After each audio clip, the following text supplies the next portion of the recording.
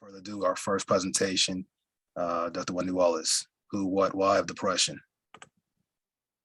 Thank you very much, and I appreciate your taking time today to just hear what I have to say about utilizing the BH screen for the past 7 to 8 years.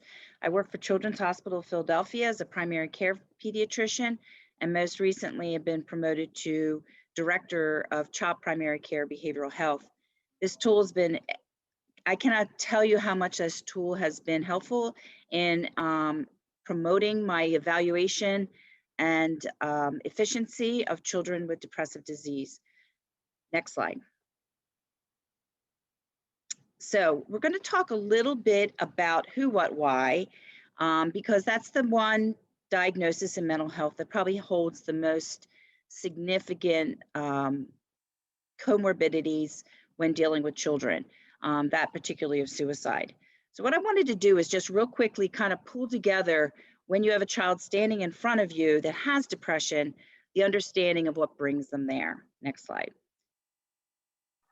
So when we talk about kids, we definitely talk about many things. We talk about their development. We talk about external factors, internal factors. I'm going to try to go through these a little bit quickly, but I wanted you to look at this slide. This is an 8th grade dinner dance. And as you can see, there's a wide range of where these kids are at in their lives. And the middle school is definitely a launching point for many mental health conditions. You may say, well, we found out they were depressed in 9th grade, but most children will say that their mood issues started in middle school.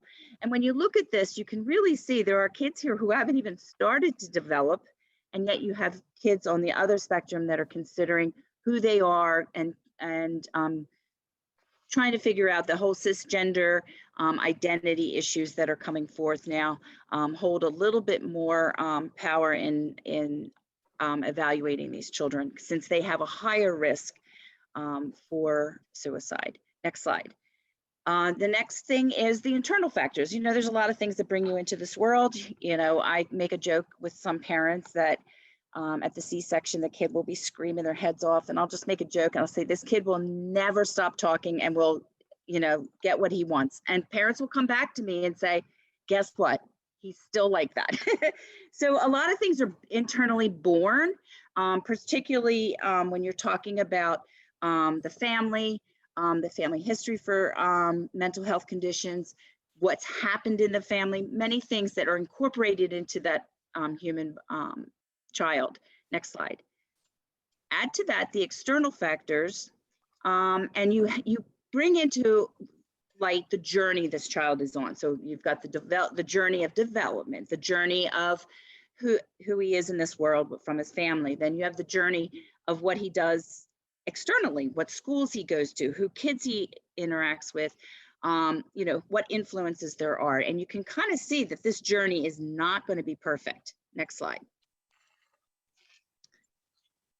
And then you add to that the last 2 years of COVID, and that is greatly impacting kids, more so because they're in the age of socialization and peer acceptance. So that's their biggest goal, and we just ripped it right out of their lives and we plopped them into their families. So some kids did great at home. You can just imagine those younger kids who haven't gone through development were perfectly fine.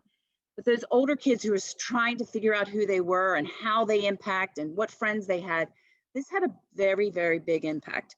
And you can see that COVID, based on how the family responded, can impact how a child responds to their external world. Next slide. And then you add to this just some basic chemicals of the brain. You have, how does our brain respond? And you could probably put a balloon in the middle of a room, pop it, and get about 4 different responses to that balloon popping. Those with anxiety will freak. You know, some kids will like run out of the room.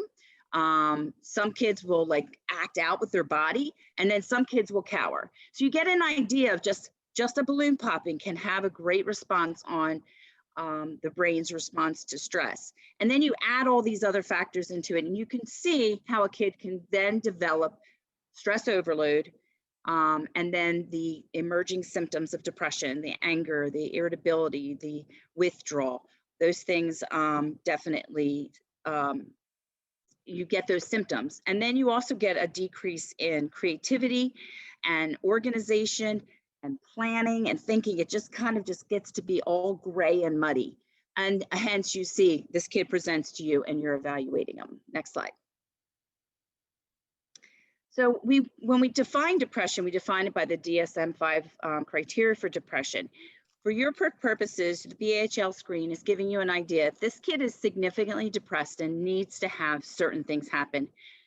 So there are levels of mild, moderate, and severe based on the number of comorbidities, the number of symptoms, and suicidality. So what happens is you get this mesh of symptoms, and then you've got to figure out what to do next.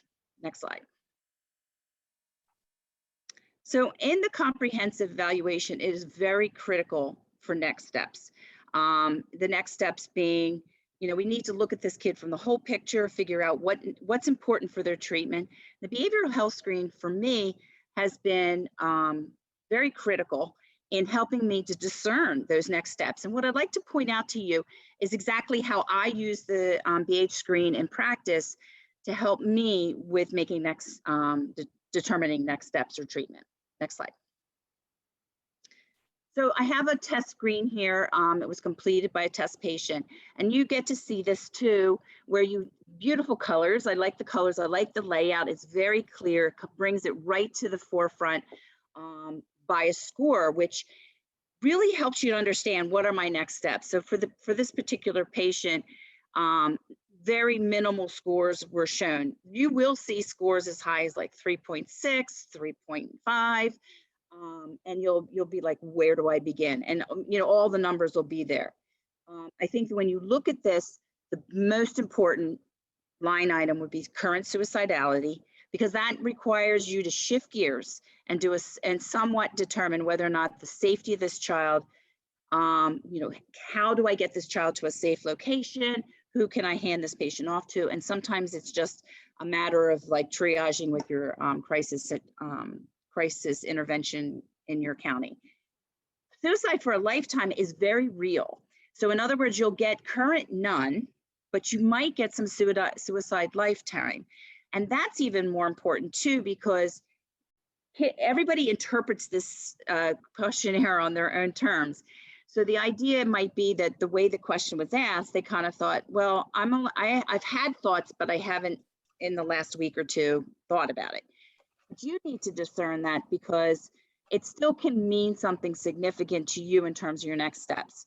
You want to figure out, how frequently, if they've had a plan, what was their plan? Did they intend to do it, et cetera, et cetera. And the more that they go down that path, the more serious it is. So I've actually had patients respond that they're not currently suicidal, but their suicide plan is to grab a rope that's under their bed and hang themselves in the backyard. So you're like, well, why didn't they pop up on current? Sometimes these kids go in and out. So the idea with this screen is to recognize that it's a very, very good screen to give you in the moment how this child is doing. You have to interpret, did something happen that made this child more suicidal today? Like the boyfriend walked past them in the room and they got upset because they just broke up? Or is this something that, is chronic? So this is where it's important to say, okay, right now we need to deal with things that the child reported on the screen, but you may need to discern it. So when you screen down, you're going to see instructions, you're going to see critical items. All of those will impact, your next decisions, which makes it nice. But I've had in experience certain questions not come up on this front page. I just like to draw your attention to it. Next slide. So for this particular page, I definitely hit the risk factors, because the risk factors can be they have access to a gun. I look for their strengths real briefly, and I just scan real quickly down the demographics, just kind of getting an idea. Yep, the kid's answering the questions appropriately. And I don't want to see a a consistent no or a consistent yes. I want to see that there's a variability in how the child answered the questions. Next slide.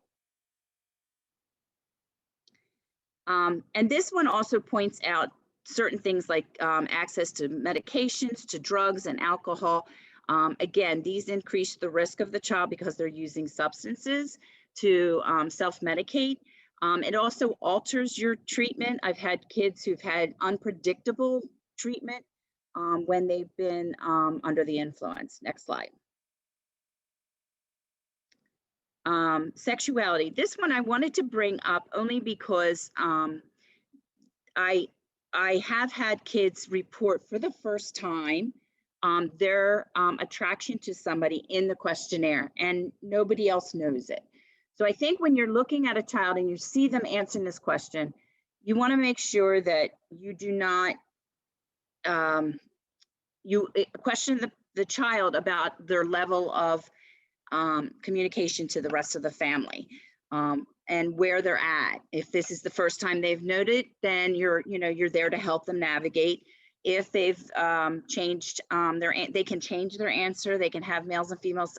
It bounces around, but I just try to respect the fact that a kid is on his journey and that the question can be changed and the responses can change. And I just want to make sure that I'm not interfering with their growth.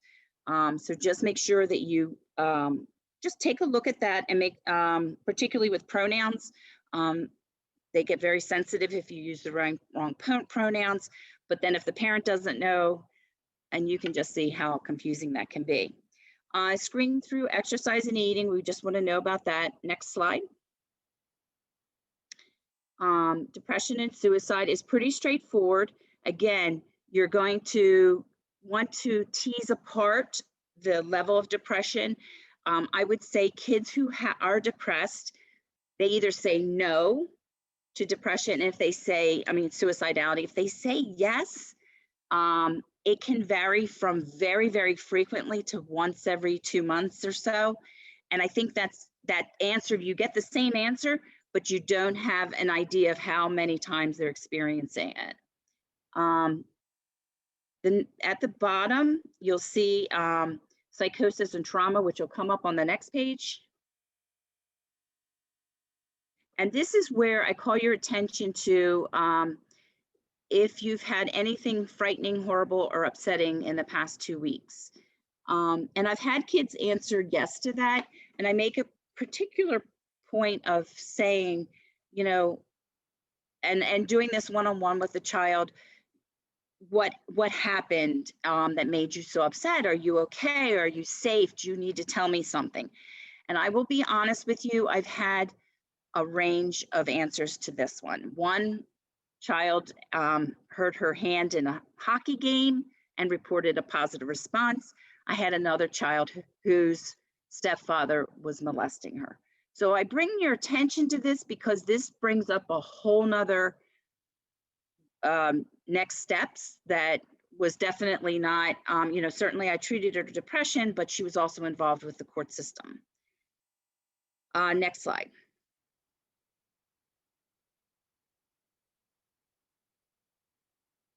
I meant to bring up, before we go to the next, back up to, sorry.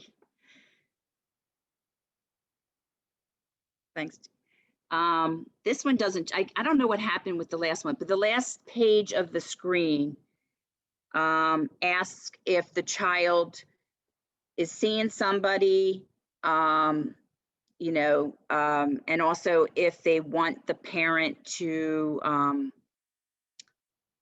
know what their responses were on this particular screen. So again, another point to look at is to know that answer and to respect the child on it. It's not that I don't communicate what's on that screen, but I do recommend you talk to the child first, get their permission, and make a plan that is you feel safe with, and that the child has someone they can turn to if it's not their parent. So I'm very sensitive about that question too. Now, next slide. Thank you.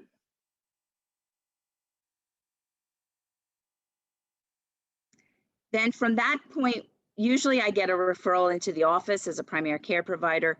And I do a comprehensive evaluation, which involves the whole psychosocial history in terms of family history for mental conditions, as well as screening them for other conditions. Next slide.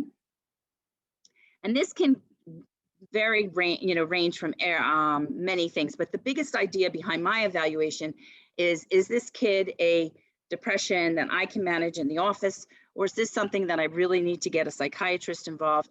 And there's definitely times where I would say any type of psychosis, seeing or hearing voices, up and down mood that I can't, I'm getting unpredictable responses to medications is typically when I refer to a psychiatrist. Next slide.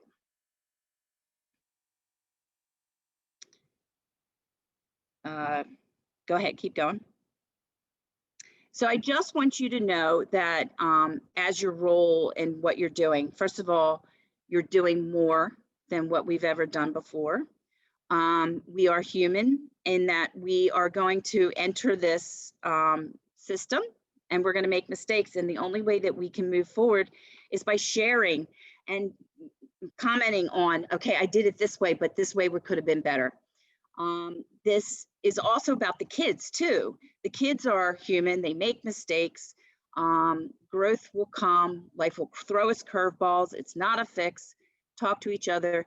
And one of my favorite books for kids growing up is The 5 Love Languages of Children. I use that as a parenting book, just as a simple communication tool. For whatever reason, those 5 things that Gary Chapman recommends tends to create a bond wherever they are.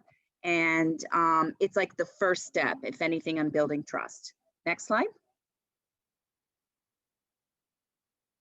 And I just want to say thank you very much for giving me this opportunity to talk to you. I'm open for questions, but I do know that we're moving forward with our next speaker as well.